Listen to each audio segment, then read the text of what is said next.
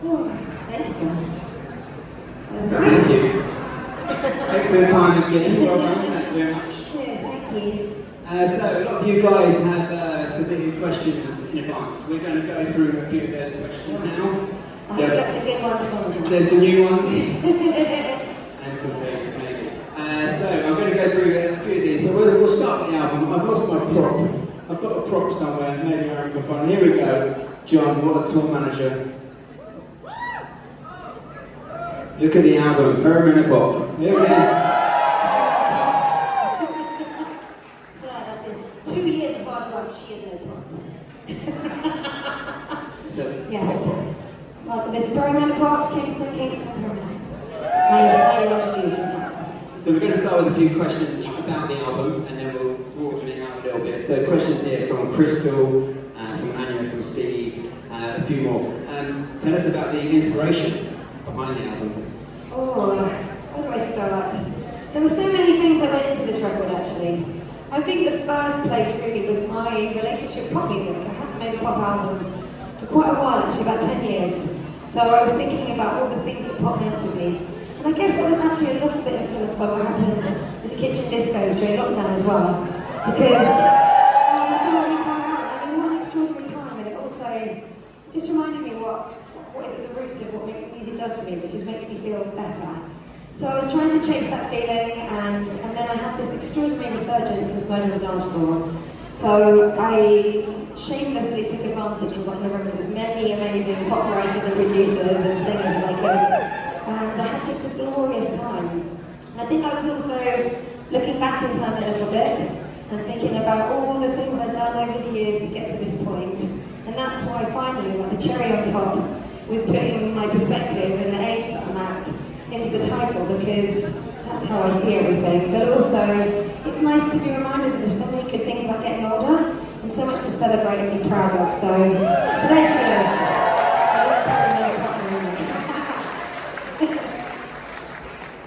You mentioned on the earlier set that the album name was a kind of a working joke between you guys, which turned into something that was representing the album. But as Anya here asked about, is there any more of those songs on the album? How did they evolve? Did they have little evolution and working names and projects before you settled on what they are? There's always a little bit of chipping away, but I don't name albums until the end. I don't know, maybe some people go the other way around, but for me the last thing is the title, because it's like you're writing a diary entry and then you kind of read it back and you think, right, what's my frame of mind? And I have to say, I didn't really know quite how much it would mean to me actually, this title, because first of all I was thinking, oh, it's a bit of a tongue-in-cheek, quite a witticism about the expectations of particularly women, this time of our life, and things that sound a bit gloomy. And then pop, obviously, which is sexy and exciting and fun. So then I love the juxtaposition. But actually, once I'd named it, it also took away all this pressure that I might have felt to sort of be some version of me that is peacefully part of the past. I am where I'm at, and I'm happy with it. So it's been very freeing, actually, to put it front and centre. You asked me about the songs as well. Yeah, I mean, everything takes a bit of evolution, and some of them come together really quick. It's always a bit of that. And the trick is actually weighing up what things have been worth the song and what things to go with just for that first instinct. But I think that's one of the fun things about pop music, and you'll always be left wondering if, what happens if you push harder, or if something doesn't come easy. Does that mean that it's got something good in its roots? But I think that's quite good to chase that instinct. So it was really well So you mentioned kitchen disco. We'll come on to Rob's question. Rob Rob. And your kitchen disco was a huge hit during COVID. How much did that change the direction of your career? Did you see it coming? Well, that's a good question, but I think it's probably a question that lots of us can think about, because I feel like everybody went through a similar thing, didn't we? Where lockdown started and we thought, oh, this is peculiar, heavy news, I'll put normal life on hold. And then as the months turned into years, it became, oh, this is bigger than that, and it shaped and changed the path for so many people, so many ways of living your life and careers, and how much time you spent at home and how you're working. And I think for Richard and I, it absolutely was quite extraordinary really, because Richard's my husband, and so Richard and I were live streaming with our 5 kids every Friday night of lockdown. And we formed this community, and it meant everything really, if I'm honest. And I think it kind of opened my heart more in a lot of ways, because a lot of this sort of middle ground and as it pretense, but the sort of the shape of pop, and when you sort of put on your armour of what that pop star is, and suddenly we're just in my house, and there's all the sequins, and there's all these flipping kids and stuff, and climbing walls, and don't touch that, and stop kicking your brother, and everything else fell away, and I think it's been easier to be myself since then, if I'm honest. You've all been around, you know what kind of chaos I go around to. I mean, it brought a lot of joy to people that are really in tough times, so I think we're all appreciative.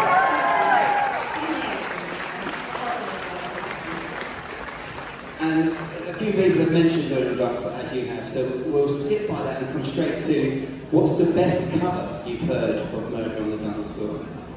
Oh, well, I think if I'm honest, and I honestly do mean this from the heart, because of the nature of pop is quite a generous genre. It wants friends, it wants people to play with it. So everyone that's interacted with any of my songs in any way, so people who put up, I don't know, videos of murder and they're just doing the bass part, or they're doing a guitar solo, or they've tried, they've done the harmonies, anything, any way that anyone's interacted with it, it's like they own a little bit of it. So I suppose the one that's had the most momentum behind it is the Royal Lotus cover, which I think is excellent. But anyone that's in any way interacted with anything I've done has played with my music and made it part of their world, so go and make it your own. You own it as much as I do, if that's your thing, definitely. That's great. And while we're on the subject of covers, is Russell Hawkins here? I heard a voice from a distance. My husband and I love the cover of Love Is You so much we had it as our first dance at our wedding. Oh, that's so nice, thank you. What made you cover that track? Oh, well, that's a lovely, easy answer actually. So that's the Carol Williams song from 1977, and it is the song that is where Groovejet took its sample. So I wanted to give a little bit of a celebratory moment to the song that gave birth to Groovejet actually. And it's a real puppy dog over disco song, just wants people to like it. Yeah. Good first dance. Hope you did some choreography. So the questions I've got in front of me submitted, and on the first one there was a few my first concerts. This one there's a lot about Eurovision. That says something about the people in the room.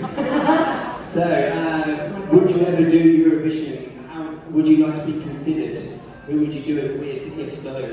Well, firstly, I'm super happy to talk about Eurovision. I absolutely adore Eurovision. And as a really bizarre thing that happened to me, I was asked not that long ago by the chap that works in the local tube, actually.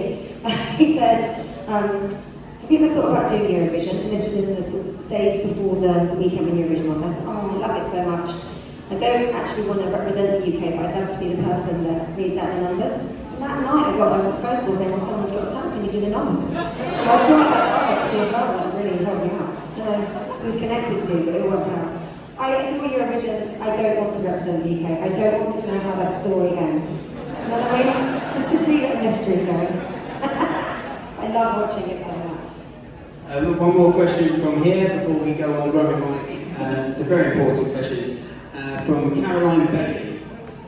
Are you here, Caroline? Caroline asks, would you rather fight 10 chicken-sized lions or 1 lion-sized chicken? More funny to look at, because I feel like if you're going to fight them, you don't want to be laughing too much. You need to conserve your energy. What do you reckon? Chicken sized lions. What was it? So 10 chicken sized lions. 10 chicken sized lions, so little lions, little cubs, or 1 lion sized chicken. It's got to be the little lions. I feel like that would be cute, but less amusing than the huge chicken. Thanks for the pertinent question, Caroline.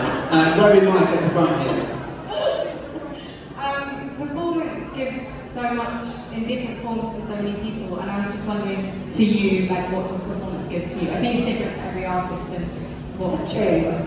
Yeah, and I think as someone who started out as a singer in the 90s in an indie band, playing live and the live element of what I do has always been hugely important to me actually. And I think, if I'm honest, the fact that when I first turned towards pop, and I would get such what's the word? I would get such scathing reviews for my live work. I think that probably hurt the most because I knew to me that meant so much. And I wanted so badly to get good at playing live. So I think, firstly, it's massively important. I really take it seriously, the fact that people choose to come and spend it. Like, all of you are here tonight, it's amazing. Like, I think it's glorious, but I also want to make sure that you go out here thinking, yeah, I'm glad I did that. I'm not thinking, never get those hours back. So I care about that, but I think also you get that beautiful thing of being in the present moment. And I don't think I realised quite how good that was for my recalibration of my brain until lockdown actually. But having that ability to just let everything else fall away while I'm on stage, and it really does. And I can come out to do gigs in any kind of mood, you know, start thinking about all sorts of things. But when I'm in the moment with you all and dancing and smiling, everything else fades away and it's like, it helps me massively.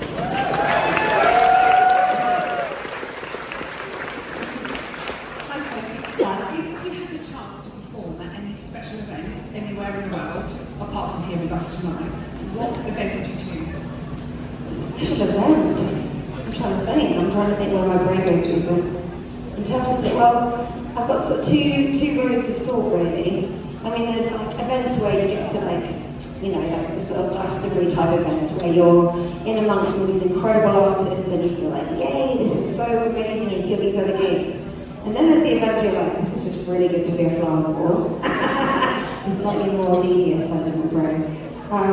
So maybe it's the day where I do like the Sunday where I did my like pyramid stage at Glastonbury, and in the evening I play some I don't know, who would be a good person to fly on a wall like a wedding or birthday or something. You know, one of those ones you have to sign an NDA maybe, and then I go and tell you everything. I hope that's the sort of angle you were hoping for with that. Apart from that, it's obviously here tonight in Circuit. And one more question from the front. Sophie, this is a self-indulgent question.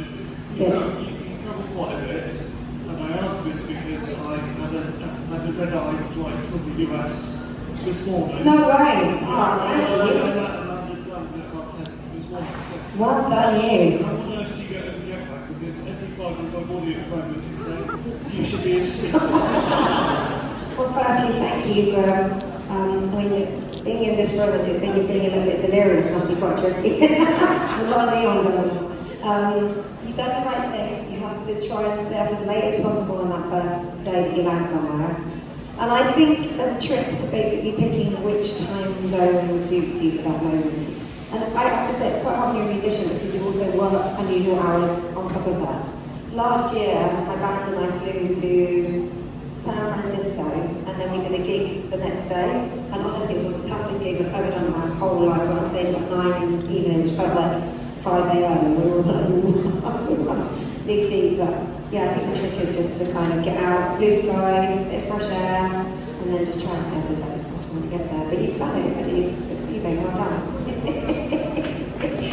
I'm impressed with you. Okay, that brings to the end the questions. Please, Sophie, I've got one question for you. Lot. Will you please show your appreciation one more time?